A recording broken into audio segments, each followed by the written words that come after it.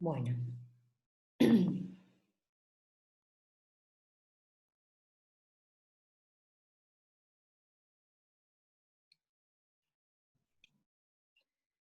Entonces, ¿habían visto alguna vez este tipo de frascos para drenaje? ¿Escuchado algo? Sí, pero es que no, yo no lo había visto nunca. ¿No? No, yo tampoco. Bueno. Son frascos que también se usan, son parecidos así los de lipo, ¿no? Claro. Pero los de lipo aspiran, es como un aspirador central, como donde conectamos la aspiración. Pero son parecidos a estos porque son de vidrio. Estos son de plástico. Estos vienen en dos presentaciones, de 750 mililitros o de 3000 mililitros. ¿Sí? ¿Cuál es nuestro...?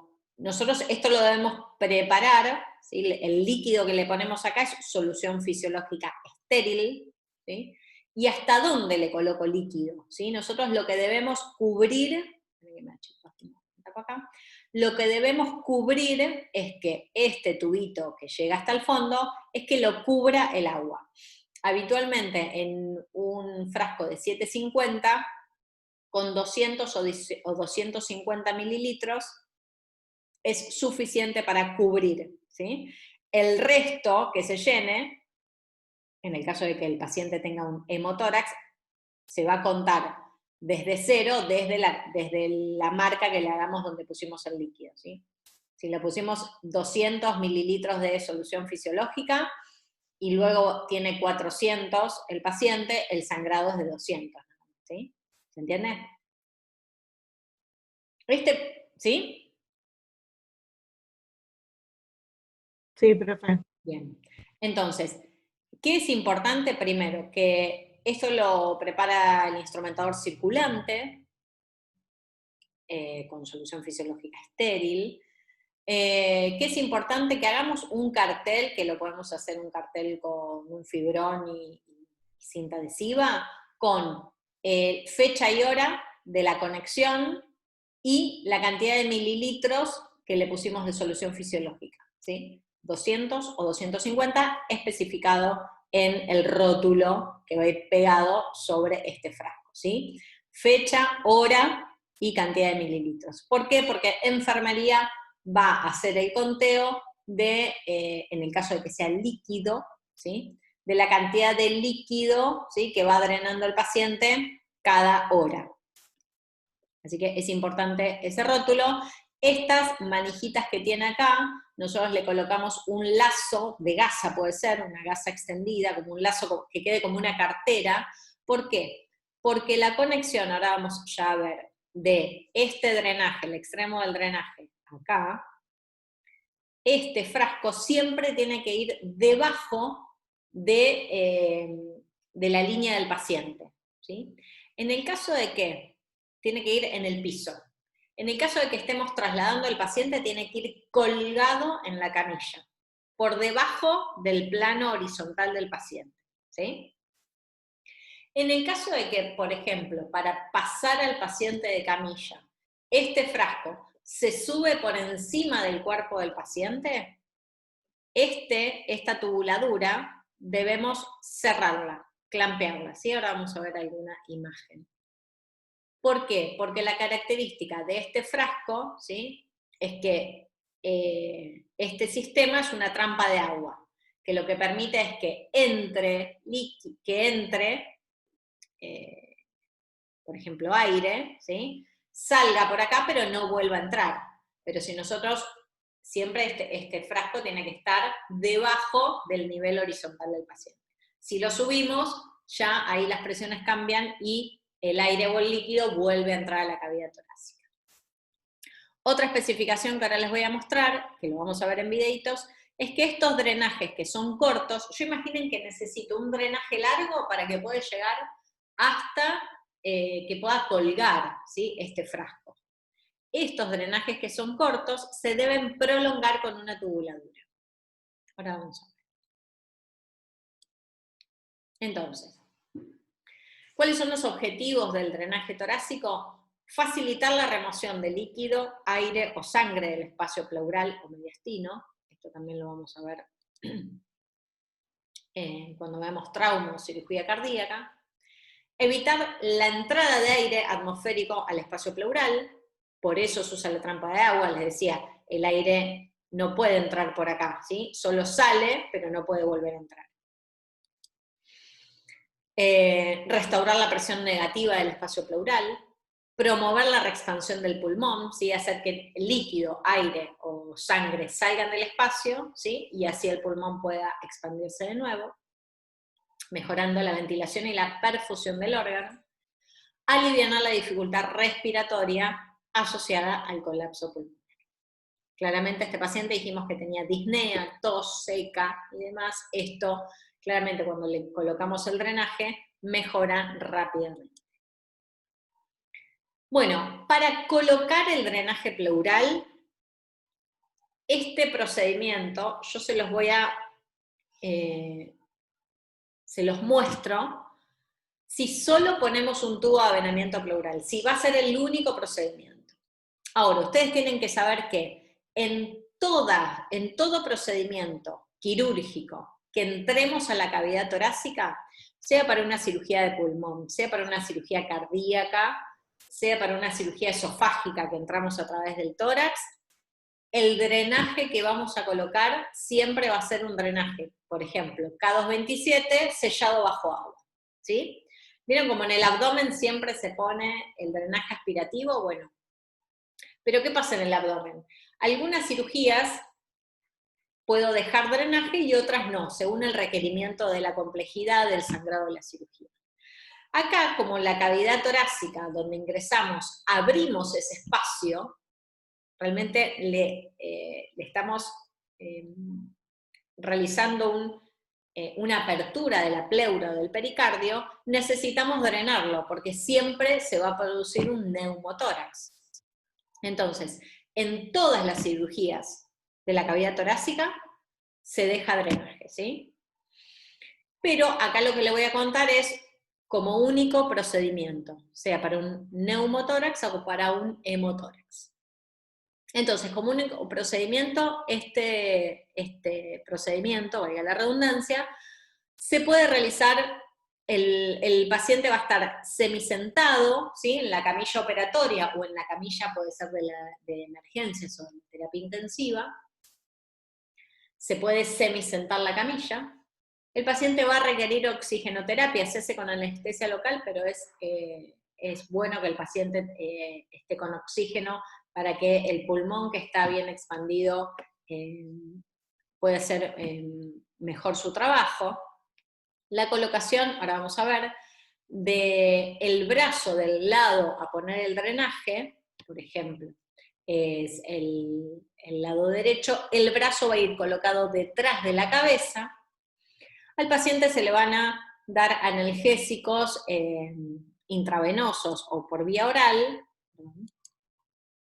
pero lo importante es que este procedimiento se debe hacer con anestesia local, ¿sí? Se puede, en este caso hay maniobras que las realiza el cirujano, pero se las puse acá para que sepan de que cuando realizamos ese procedimiento el cirujano lo hace habitualmente. Una es percutir el tórax, que es hacerle pequeños golpes para identificar dónde está, si hay aire o líquido, ¿sí? Pero para terminar de corroborar, el paciente claramente ya tiene una placa o una tomografía, pero esto de percutir el tórax es para identificar bien y corroborar que vamos a colocar el tubo de tórax del lado correcto. En el caso de que haya líquido, previamente a colocar el drenaje, se puede realizar una punción en la pleura. ¿Cómo se llamaba la punción para tomar muestra de líquido? ¿Se acuerdan? ¿Fue lo primero que vimos? Ninguno. Toracocentesis. Entonces, previo a la colocación del drenaje, podemos realizar una toracocentesis, ¿sí? Que es solo tomar muestra de líquido. Y luego, ¿qué debemos tener en cuenta? Es de nunca colocar el drenaje cerca de una cicatriz. Sea previa o sea, inmediatamente posquirúrgica, ¿sí? Pero nunca cerca de una cicatriz, ¿por qué? Porque los tejidos siempre producen fibrosis, entonces podemos entrar en una vía falsa, ¿sí? En un plano no correcto. Entonces, la vía de elección es importante si hay líquido, si hay sangre. Recuerden que el paciente va a estar semisentado, el aire tiende a irse hacia arriba, el líquido hacia abajo. Entonces, cuando existe líquido en la cavidad pleural, se aborda más o menos entre el 6º y el 8º espacio intercostal, para que tengan una referencia, en la línea axilar posterior. Ustedes no ven, ¿no? Porque yo a veces hago marionetas. La axila se toma como referencia línea anterior, línea posterior, ¿sí? Y los espacios intercostales. Entonces, la colocación del drenaje, en el caso de que tenga líquido, va a ser entre el 5º y el 8º espacio en la línea axilar posterior. Si tiene aire, va a ser entre el 3º y el 4º, por decirlo así, en la línea anterior, ¿sí? Axilar anterior. Esas son 2 referencias anatómicas. Van a ver que siempre el cirujano, cuando posiciona al paciente, identifica el espacio donde va a colocar y ahí hace la infiltración para poder hacer la colocación del drenaje.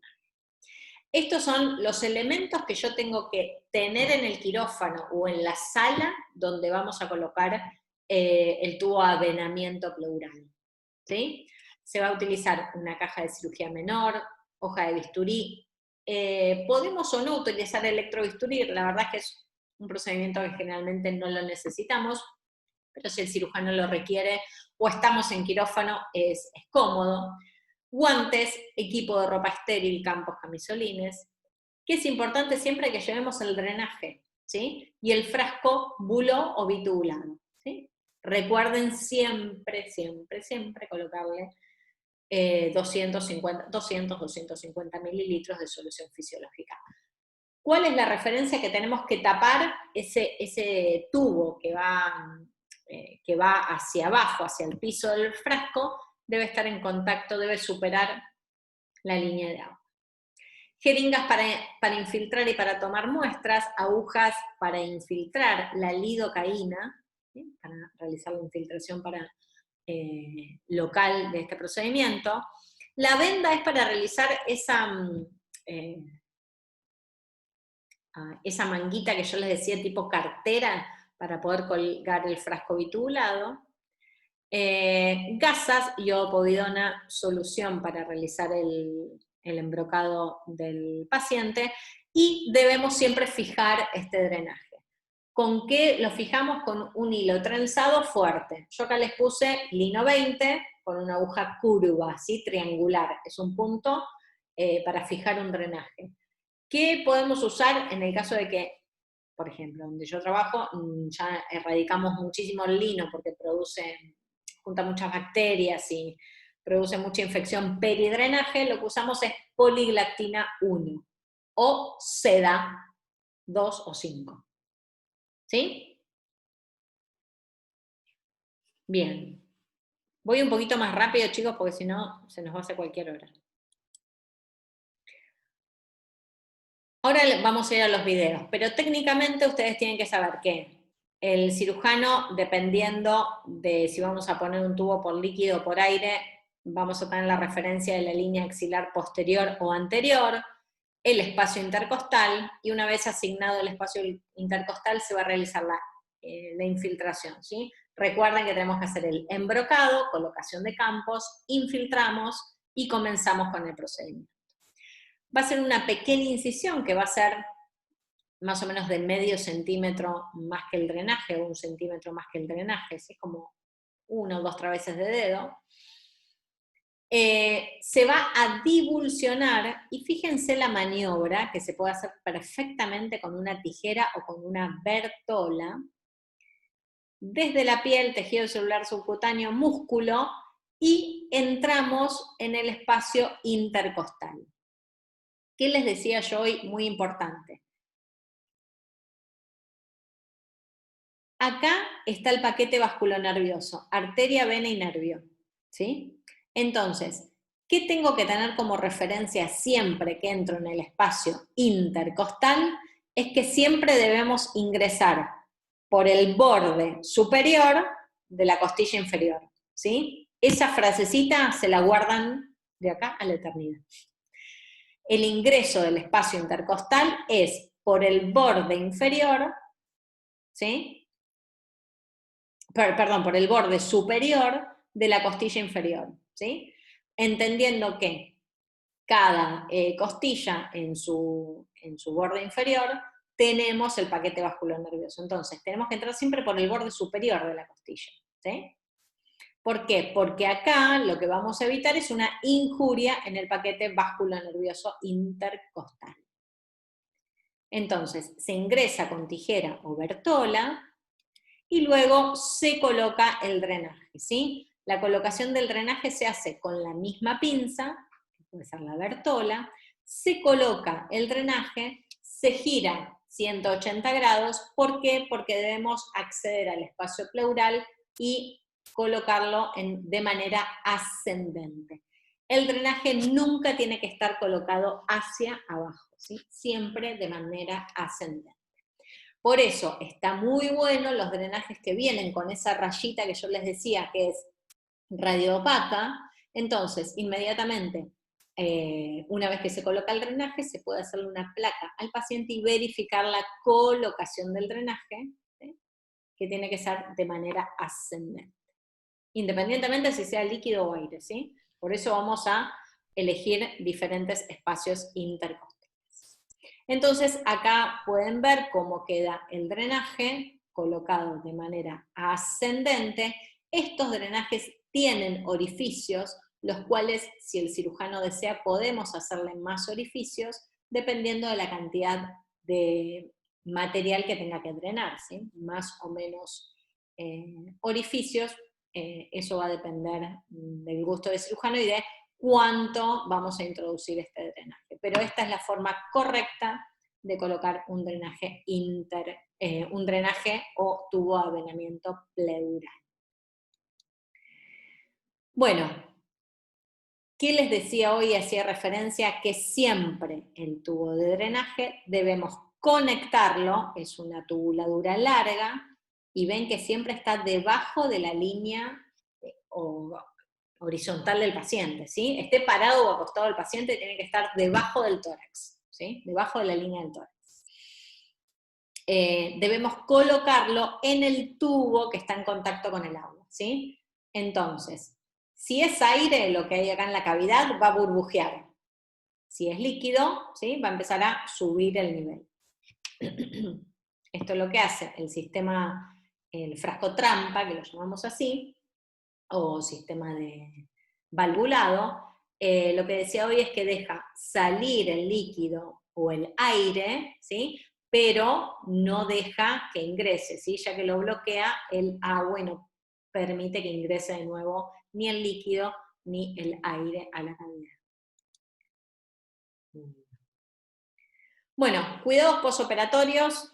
Esto refiere mucho a lo que es enfermería, pero bueno, nosotros debemos tener en referencia que si, por ejemplo, nosotros conectamos, el circulante es el que conecta este frasco, ¿sí? El instrumentador le pasa el extremo distal, lo conecta, lo pone en el piso, y el cirujano nos va a preguntar si esto oscila. ¿Qué quiere decir si oscila? Si el nivel del agua sube y baja cuando el paciente inspira y expira. Exactamente, cuando hace los movimientos ventilatorios, ¿sí? Entonces, eso corrobora de que estamos en el espacio pleural. Entonces, ¿qué tenemos como cuidado posoperatorio? Siempre debemos verificar que oscile, ¿sí? Si hay líquido, por ahí vamos a ver que drena rápidamente, pero si hay aire, vamos a ver que burbujea u oscila, ¿sí? Según los movimientos respiratorios. Esto les vuelvo a repetir, verificamos que estamos en el espacio pleural y no fuera de él. Bueno, acá volvemos a lo mismo, si el tubo está recién colocado y no oscila, es que no está en la cavidad, o está acodado, o está hacia abajo, ¿sí? Esto hace que verificamos que el tubo está bien colocado. Bueno, y dice, y si funcionó, si estaba oscilando y dejó de hacerlo, es porque se puede haber tapado, ¿sí? Con algo. Puede ser con un coágulo, con una fibrina, que vamos a ver un poco qué es eso. Bueno, importante, y vuelvo a repetir, el frasco siempre debe tener líquido. Es una falta grave que conectemos un frasco bitubulado sin líquido, y es una falta grave que el error de conexión, ¿sí? Que en vez de conectarlo bajo agua, lo conectemos en la línea de salida. Así que para tener en cuenta, ¿sí? Una de nuestras funciones es corroborar tanto el buen funcionamiento como la conexión y que esté todo en condiciones. La verdad es que podemos inferir un problema muy, muy grave si hacemos mal alguno de estos procedimientos. Bueno, vamos.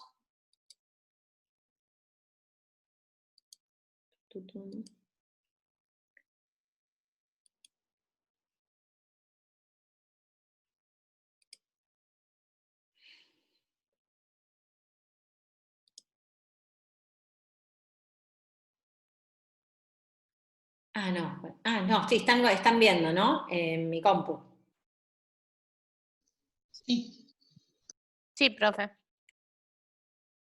Bueno, acá van a ver, igual, ahora vamos a ver un video de drenaje torácico. Acá les dejé uno de toracocentesis.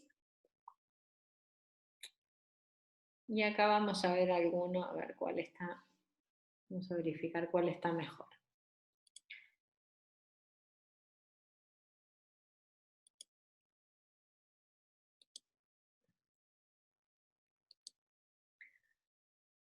Bueno, acá igual este está bien explicativo. Claramente yo hay cosas que acá quiero remarcar.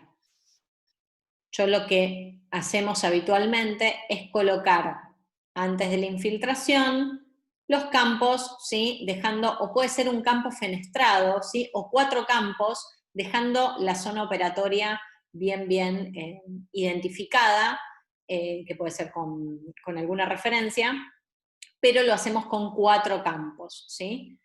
Y lo hacemos con camisolín y guantes, en este caso seguramente está colocado en la terapia, por eso ven que es un poco más desprolijo, por decirlo así. Se hizo la infiltración, se hizo la incisión, que debe ser un poquito más grande que el drenaje.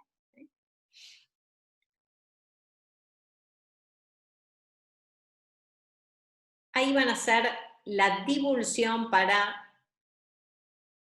ingresar al espacio pleural, ¿sí? A través del espacio intercostal, recuerden, borde superior de la costilla inferior. Profe, pero ¿cómo me doy cuenta cuál es el borde? O sea, sí el borde superior de la costilla inferior, pero ¿qué tomo referencia? Por ejemplo, si está en un espacio... Claro. Tomo referencia el borde superior de la quinta. Claro, eso va a depender del espacio donde quiera entrar el cirujano, pero siempre van a ver que antes de hacer la incisión va a ser una exploración digital, ¿sí? Para poder ver bien la marca. Hace la incisión y con la misma tijera o bertola, ¿sí? Lo que se va a apoyar es en la costilla y va a ir al borde superior, ¿sí? Lo mismo en esta maniobra. Este drenaje es un drenaje que es tipo trocar, ¿sí? Que tiene un mandril y se puede poner por punción. Entonces fíjense que acá yo no utilicé la bertola para poder colocarlo, ¿sí? Tiene un mandril, el cual va a cumplir esa función, ¿sí? Colocamos, vamos retirando el mandril.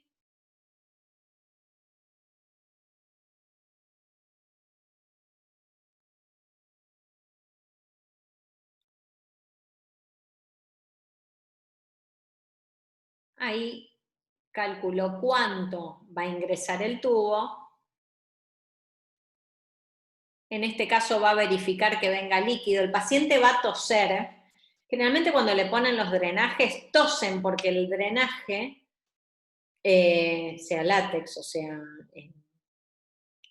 una goma siliconada, látex no, perdón, sea silicona o algún PVC bien blandito, el roce de las pleuras produce ese movimiento tusígeno, ¿sí? Ese reflejo tusígeno. Entonces van a ver que el paciente, siempre que colocamos un drenaje, tose y le duele, ¿eh? La verdad que el roce de las pleuras duele porque tiene mucha inervación. Esperen que lo adelanto un poquito. Fíjense que una vez que verificó apenas que venía líquido, lo que hizo fue cerrar el acceso de aire, ¿sí? Lo clampeó, lo selló, y lo conecta rápidamente. Estos drenajes no pueden quedar al aire, ¿sí? Lo debemos conectar rápidamente. Siempre estoy hablando de este procedimiento que es un procedimiento único, ¿sí? Con el paciente despierto. Si es una cirugía y el paciente está dormido, podemos esperar un poco más, pero siempre tengamos en cuenta que una vez que se conecta el drenaje, hay que realizar la conexión de prolongación y el sello bajo agua. En este caso es un drenaje corto, entonces debemos tener estos sistemas que ya vienen preparados o lo diseñamos nosotros para que lleguen hasta el piso y colocar el drenaje bitubular. Esto ya lo tiene conectado, ¿eh? Al drenaje abajo. Ustedes no lo ven, pero en el piso ya está conectado. Ahora lo único que le queda hacer es la colocación de los puntos de fijación. Bueno, esperen que les muestro otro. Entonces, este tubo es un tubo de menor calibre, es un tubo seguramente 28 French, ¿sí? Estos tubos que vienen con mandril, que se llaman Portex, son de diámetros más pequeños que los que le nombré, el K227 y K225, se utilizan mucho, la verdad que están diseñados para esto, pero son de menor calibre, ¿sí? Los que yo les nombraba, los que les decía que habitualmente se utilizan, son los K227 o 225. Acá ven que hacen la referencia, busca las líneas anatómicas, ¿sí? Línea axilar anterior, quinto espacio intercostal. Siempre que vamos a infiltrar, aspiramos porque podemos estar, para no inyectar en un vaso sanguíneo, ahí tenemos la arteria intercostal, así que siempre van a ver que la maniobra, cuando el cirujano infiltra, antes de inyectar, aspira para que no venga sangre. Una vez que se le realiza la anestesia local,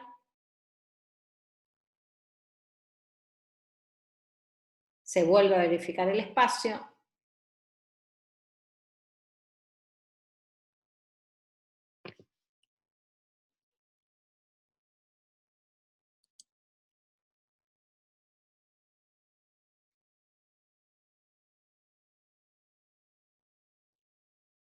Se realiza la incisión, que es una incisión un poco más grande que el diámetro del tubo, medio centímetro más como mucho. Ahí vamos, en este caso está usando una pinza, no sé si es una Crail o una Bertola. Ahí entró el espacio intercostal, por eso el paciente hizo ese reflejo. Está ampliando el acceso para que el tubo, ya que tiene un diámetro importante, pueda entrar sin colapsarse, porque imagínense que yo ese túnel que estoy haciendo en ese espacio intercostal, necesito que tenga el diámetro, por ejemplo, de un dedo, ¿sí? Entonces, para que el tubo entre y no se colapse, el cirujano realiza esa maniobra, pero fíjense que es muy poco el instrumental que estoy usando.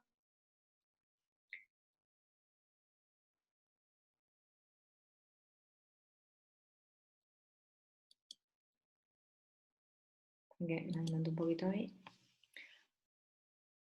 Ahora va a colocar el drenaje.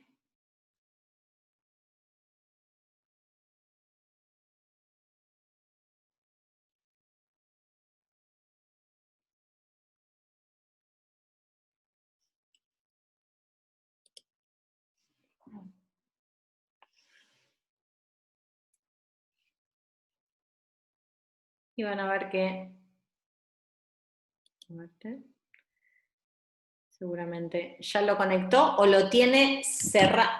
Si no lo conectó ya, la opción, si no lo coloco inmediatamente, yo ese tubo no le puedo dejar abierto. Entonces, posiblemente le puso una coger para cerrarle la luz afuera, ¿sí? A ver si me adelanto un poquito. Bueno, los puntos son puntos de fijación, pueden ser un punto o un punto para fijar y un punto libre que le dejamos para cuando lo sacamos. Es muy importante que este tubo quede bien, bien seguro y no se salga. Quiero ver cómo tiene la salida.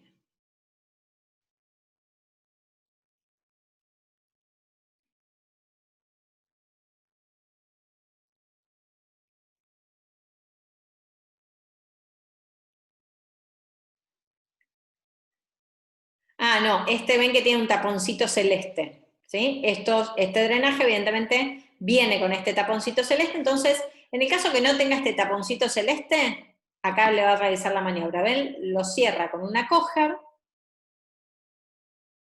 le va a sacar ese taponcito. El concepto que quiero que les quede es que estos drenajes no pueden quedar al aire sin conexión, ¿sí? Tienen que estar siempre sellados de alguna manera, o con una pinza, o en este caso con estos tapones, o directamente conectarlos, ¿sí? Ahí van a realizar la conexión.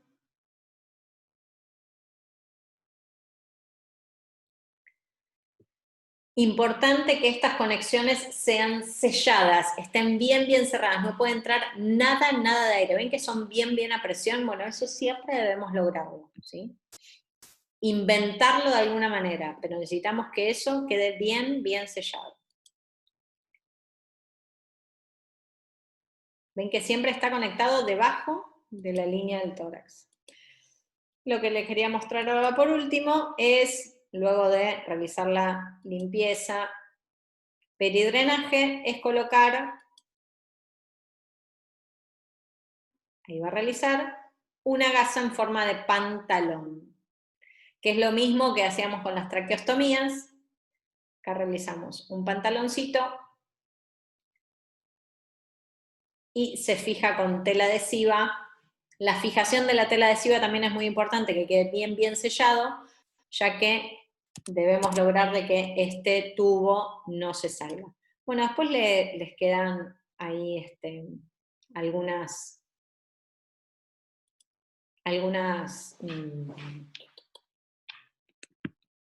algunos videos para ver. Bueno. ¿Cuánto nos queda de esto? 6 y medio. ¿Están muy embolados? ¿O seguimos un toquecito? ¿Por qué? Porque me queda un toquecito más. Está haciendo largo, ¿no? Bueno, vamos rápido en esto y nos conectamos un chiquitín más y ya los liquido. Así no nos queda... ¿Cuántas clases nos quedan, profe? Esta y la próxima. Y después tenemos la última para hacer el debates, preguntas, resolución de algún problema. 2 más entonces, el miércoles que viene y el otro. Exactamente. Por eso no quiero que quede medio colgado. Bueno, vamos a hacer esto rápido, nos conectamos después de que se corta una vez más, cargo una vez más y cortito y listo. Bueno, igual viene un poco acompañado de lo mismo, pero el empiema pleural es una patología que se ve mucho en la época de las neumonías, ¿sí? Ya que es una complicación de la misma. ¿Qué es el empiema pleural? Es la acumulación de líquido purulento, ¿sí? En la cavidad pleural, ¿sí? Donde se juntó aire, donde se juntó sangre, ahora se juntó líquido purulento, ¿sí? A eso llamamos empiema. Bueno, la etiología, dice, es una infección, claramente, que se disemina desde el pulmón y que lleva a la acumulación de pus, o líquido purulento, en el espacio pleural. Generalmente es una complicación de la neumonía, ¿sí? Básicamente, así vamos más rápido. Tiene varios estadios, 3. importantes. Estadio 1, que es el exudativo, que es solo un líquido amarillento, pero es bien, bien líquido, que se da del primer al cuarto día de la evolución del empiema. Un estadio fibropurulento, que es cuando este líquido purulento ya se vuelve más espeso, ¿sí? Como una gelatina por momentos, y esto hace que el espacio pleural no solo tenga líquido, sino un tipo de fibrosis, ¿sí?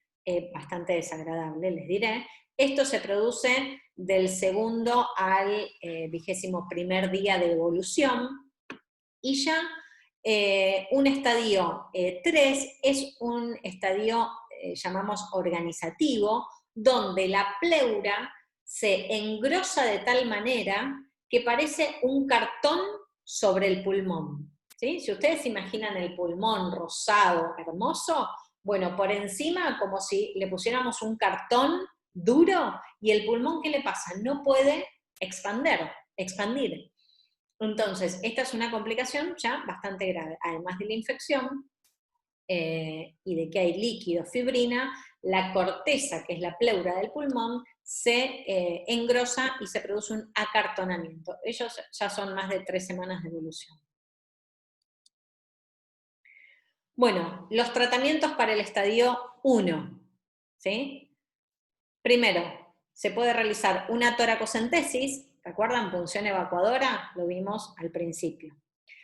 Y inmediatamente se coloca un tubo de avenamiento pleural, que recién lo vimos, ¿sí? Entonces, tratamiento para el estadio 1 del empiema, toracocentesis y colocación de avenamiento pleural, ¿sí? Recuerden que en la toracocentesis vamos a sacar muestra de líquido, ¿sí?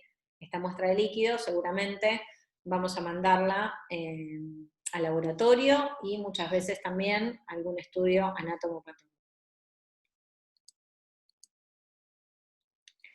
En el estadio 2, que es el fibropurulento, ¿se acuerdan? Que era, yo les decía que era como una gelatina. Bueno, ¿cuál es el tratamiento que se utiliza habitualmente? Es la videotoracoscopía para realizar una debridación de todo ese material, ¿sí? Yo acá les puse unas imágenes, tienen videos para ver.